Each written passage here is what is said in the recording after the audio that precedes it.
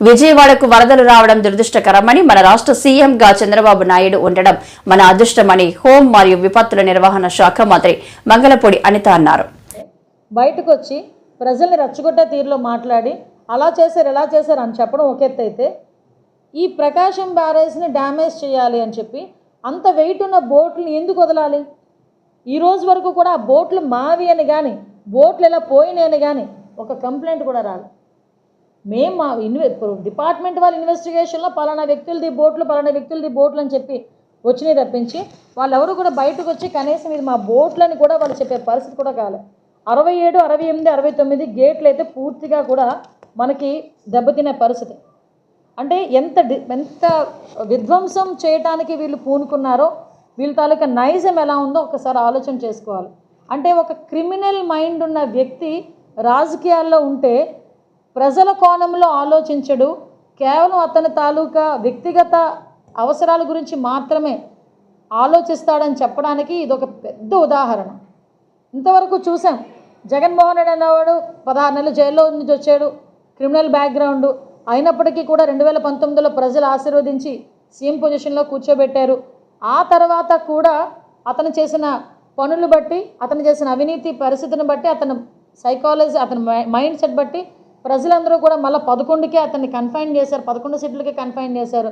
అయినప్పటికీ కూడా ఇటువంటి కుట్రలు కుతంత్రాలు మానకుండా ఇప్పటికీ కూడా ప్రజల తాలూకా ప్రాణాలంటే లెక్క లేకుండా ప్రకాశం బ్యారేజ్ని కూడా డ్యామేజ్ చేయాలి అన్న నిజంగా ఆలోచన రావటమే పెద్ద క్రైమ్. అటువంటి వాడిని నిజంగా దేశద్రోహం కేసు కింద ముందు కేసు ఫైల్ చేయాల్సింది జగన్మోహన్ రెడ్డి మీద. ఎవరైతే వీళ్ళు ఉన్నారో, ఈ బోటు ఓనర్స్ ఉన్నారో వీళ్ళ మీద కూడా అటువంటి కేసులే ఫైల్ చేయాలి. ఎప్పుడో మేము వాళ్ళు అధికారంలో ఉండేటప్పుడు నాకు తెలిసి 2-3 మీద దేశద్రోహం కేసు పెట్టారు. దేనికి దేశద్రోహం కేసు పెట్టారు? మన రఘురామకృష్ణరాజు గారు వాళ్ళ మీద దేశద్రోహం కేసు పెట్టారు. ఎందుకు? గవర్నమెంట్ యాక్టివిటీస్ మీద జరుగుతున్న అన్యాయాల మీద అతను నోరిప్పినందుకు దేశద్రోహం పెట్టారు. అరే, నువ్వు ఏకంగా బ్రిడ్జినే కోలుగొట్టడానికి రెడీ చేసావు, బ్యారేజ్ని కోలుగొట్టడానికి రెడీ అయిపోయావు నీ మనుషుల చేత, నీ గూండాల చేత. మరి నీ మీద ఎటువంటి కేసు పెట్టాలి? అసలు సొసైటీలో తిరిగి అర్హత ఉందా జగన్మోహన్ రెడ్డికి?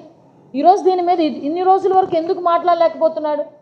అసలు అదే కనుక జరిగితే కనుక కృష్ణా గుంటూరు జిల్లాల పరిస్థితి ఏంటి? నామరూపాలు లేకుండా సముద్రంలో కలిసిపోయాయి. అసలు ఇంత పెద్ద ఉపద్రవానికి కావాలని చేయడానికి ముందుకు వచ్చి దాన్ని ఇంకా లక్ కాబట్టి, ఎక్కడో దేవుడు ఉన్నాడు కాబట్టి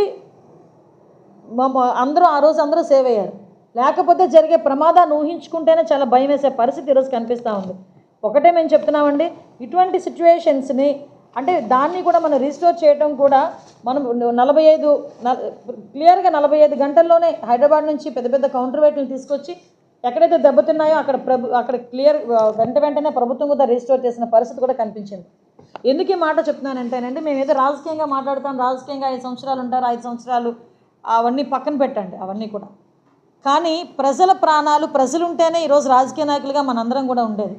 ఆ ప్రజలు ఓట్లేస్తేనే మనం అధికారంలోకి వచ్చేది. ఆ ప్రజలకి న్యాయం చేయకపోతే పక్కన పెట్టండి, కనీసం అన్యాయం చేయకూడదని ఆలోచన రావాల్సిన పరిస్థితి కూడా ప్రతి రాజకీయ నాయకులకి ఉండాలి.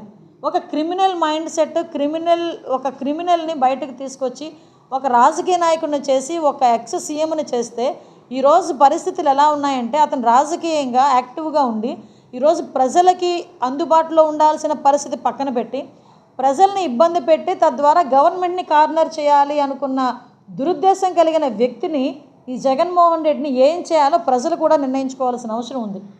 ఈరోజు 11 సీట్లకి ఇంకా ప్రజలు కన్ఫైన్ చేసినా కూడా ఇంకా బుద్ధి రాకుండా ఈ చంద్రబాబు నాయుడు గారు చేస్తున్న మంచి పనుల్ని ఎలాగోలాగా దాన్ని డ్యామేజ్ చేయాలి అని ఒకే ఒక ఉద్దేశంతో ఈరోజు ప్రకాశం బ్యారేజ్ విషయంలో ఈ బోట్లను వదిలేరంటే, అన్ని 40-50 టన్నులు ఉన్న బోట్లను వాళ్ళు పంపించగలిగారంటే నిజంగా వాళ్ళ తాలూకా నాకైతే కొన్ని సందర్భాల్లో మాటలు కూడా రావట్లేదు. వాళ్ళని ఏ రకమైన క్రిమినల్స్ అనాలో అర్థం కావట్లేదు. చాలామందిని చూసాం, ఉగ్రవాదులు అంటాం, మిలిటెంట్ అంటాం, నక్సలైట్లు అంటాం, రకరకాల పేర్లు ఉపయోగిస్తాం. కానీ వీళ్ళని ఏ రకంగా చేయాలి? ఇంక దేశద్రోహుల కింద ఆలోచించుకోవాలి. అంటే ఇటువంటి వ్యక్తులు సొసైటీలో ఉండడానికి, రాజకీయాల్లో ఉండడానికి ఎలాగో అర్హత లేదు, కనీసం సొసైటీలో ఉండేదానికి కూడా అర్హత లేదు.